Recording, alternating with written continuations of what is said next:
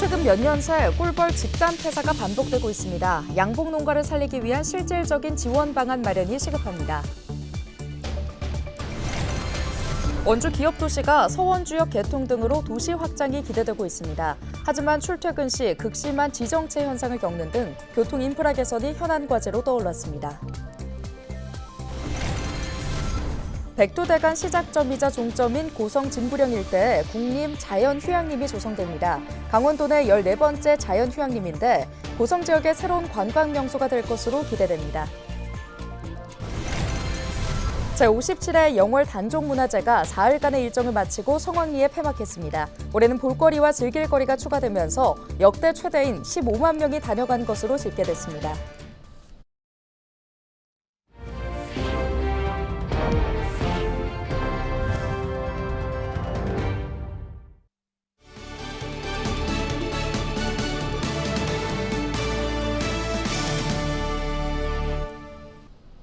여러분 안녕하십니까? 헬로티비 뉴스입니다.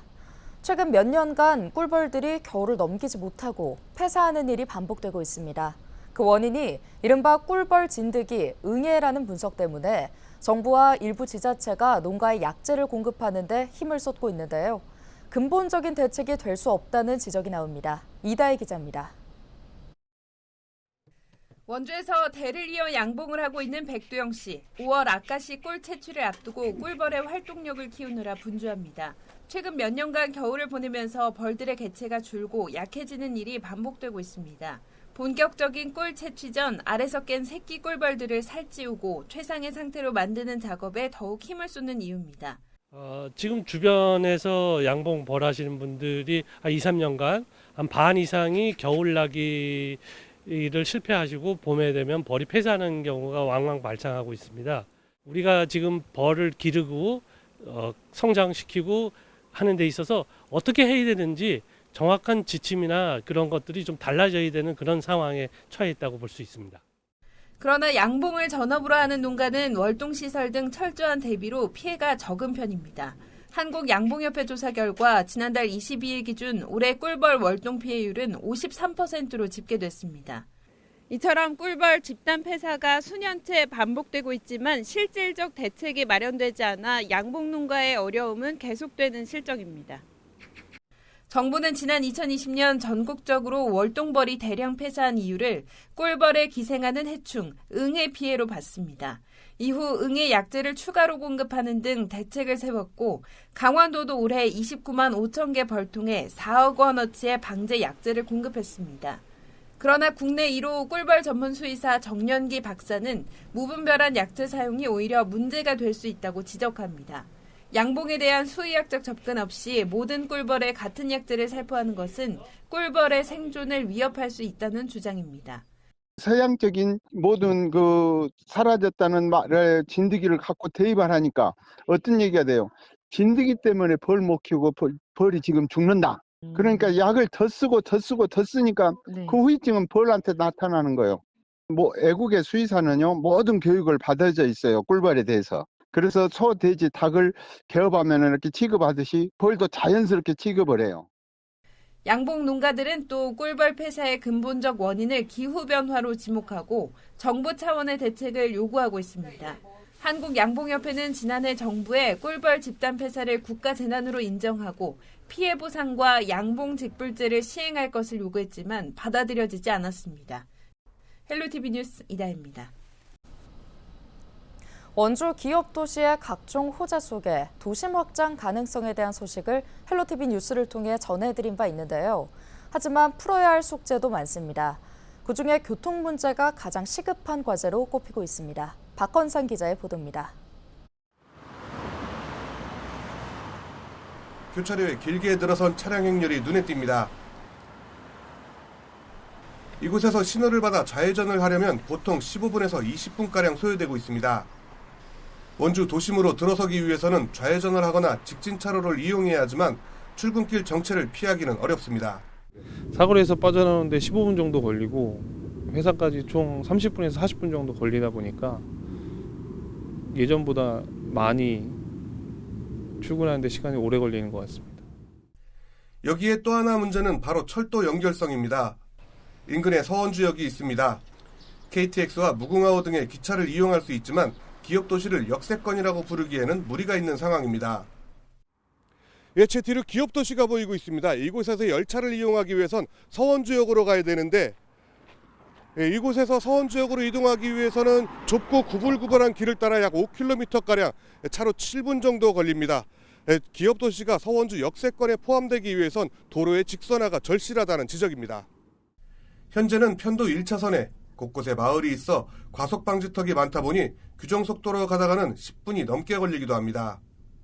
서원주역의 경우 여주 원주 복선전철 사업이 추진 중에 있고 수도권 광역철도인 GTX D 노선이 연결될 전망입니다. 이렇게 철도 환경은 점차 좋아질 전망이지만 도로 상황은 열악한 현실. 박정하 국회의원도 기업 도시의 교통과 철도 연결성을 높이기 위한 대책 마련을 우선 과제로 꼽고 있습니다. 서원주역에서 기업도시 간의 도로를 4차선으로 직선하려고 합니다. 그래야 서원주역을 이용할 수 있고 서원주 역세권 기업도시가 될 수 있습니다. 사정이 이런데도 원주시는 아직까지 교통 문제 해결을 위한 이렇다 할 대안을 내놓지 못하고 있는 상황입니다. 조성 10년도 안 된 기업도시로 인해 지정면은 이미 3만 명이 넘는 인구가 몰리고 있습니다. 인구 절벽 시대에 원주시 전체적인 인구 증가에도 큰 몫을 하고 있는 상황입니다. 하지만 부족한 각종 인프라는 물론 있어도 이용이 불편한 철도역과 출퇴근길 교통체증까지 주민들은 하루빨리 기업도시의 인프라가 정상화되기를 바라고 있습니다. 헬로티비 뉴스 박건상입니다. 국토 최북단 고성 진부령은 백두대간 종주의 시작점이자 종점으로 알려져 있는데요. 산림청이 이곳에 국립자연휴양림을 조성하기로 했습니다. 특히 울창한 숲과 계곡, 관광지가 자리해 고성 지역의 새로운 관광 명소가 될 것으로 기대됩니다. 최성식 기자의 보도입니다. 백두대간 종주의 시작점이자 종점인 고성 진부령 일대.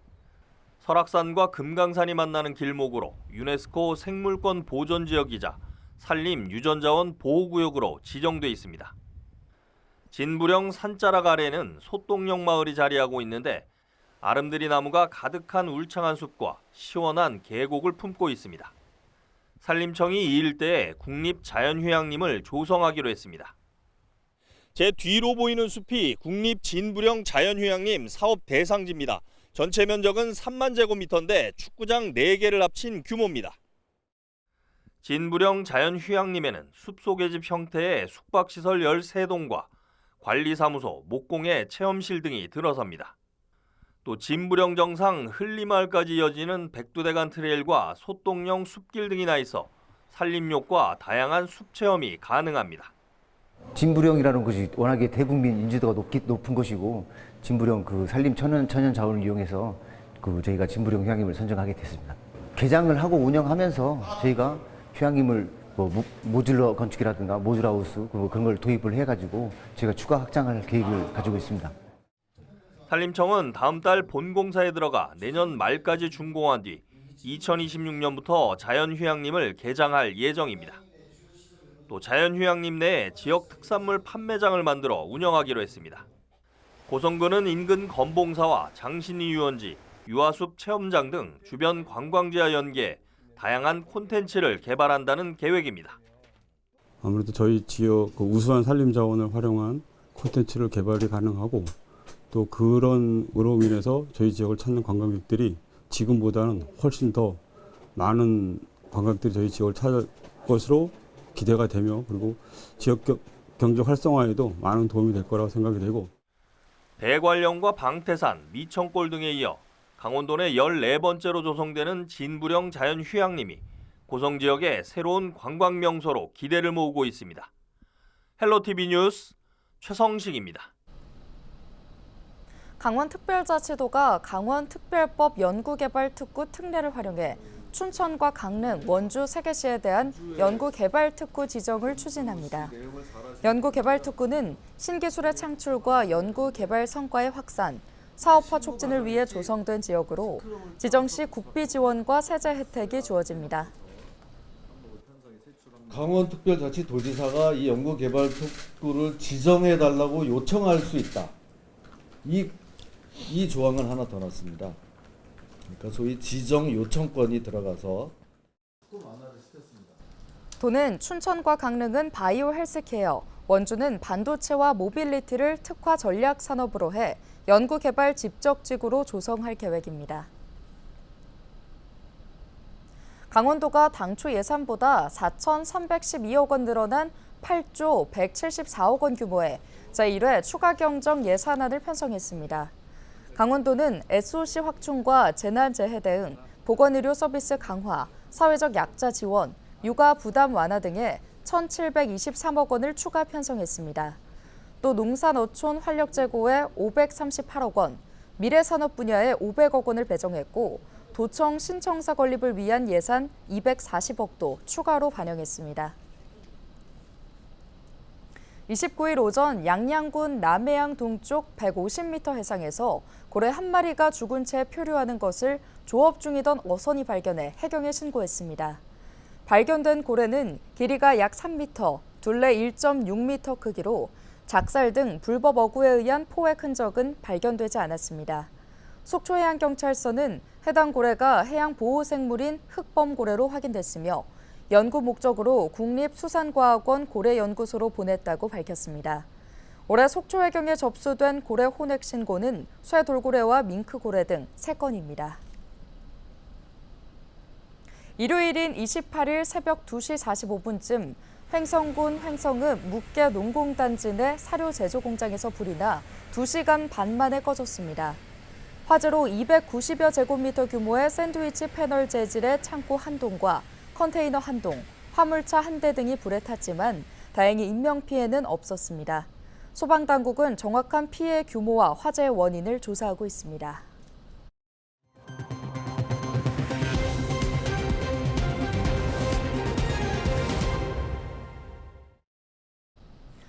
춘천시가 후평산단 등 노후산단 재구조화를 위한 노거점산단 경쟁력 강화 사업지구 후보지로 선정됐습니다. 이번 사업은 노후산단의 경쟁력 강화를 통해 지역경제 활성화와 일자리 창출을 도모하기 위한 것으로 춘천시는 매출 1조 5천억 원 달성과 신규 일자리 2,000명 창출을 목표로 하고 있습니다. 후평 일반 산업단지를 거점으로 거두 농공단지, 퇴계 농공단지를 연계해 디지털 바이오 시대 중심, 바이오 의약품 및 식품, 디지털 헬스케어 거점 조성을 이 사업은 목표로 하고 있습니다. 사업에 최종 선정되면 국비 1,390억 원을 지원받으며 최종 선정 결과는 올 연말쯤 나올 예정입니다. 국립해양조사원 동해해양조사사무소가 오는 8월 2일까지 동해안 인근에서 해역 조사를 진행합니다. 이번 조사는 대형 선박과 어선 통항이 잦은 동해안의 해저 지형 변화와 위험물 등을 조사하는 것입니다. 조사를 통해 취득한 자료는 해도 개정 시 활용될 예정입니다. 2024년 제57회 영월 단종문화제가 사흘간의 일정을 마치고 성황리에 폐막했습니다.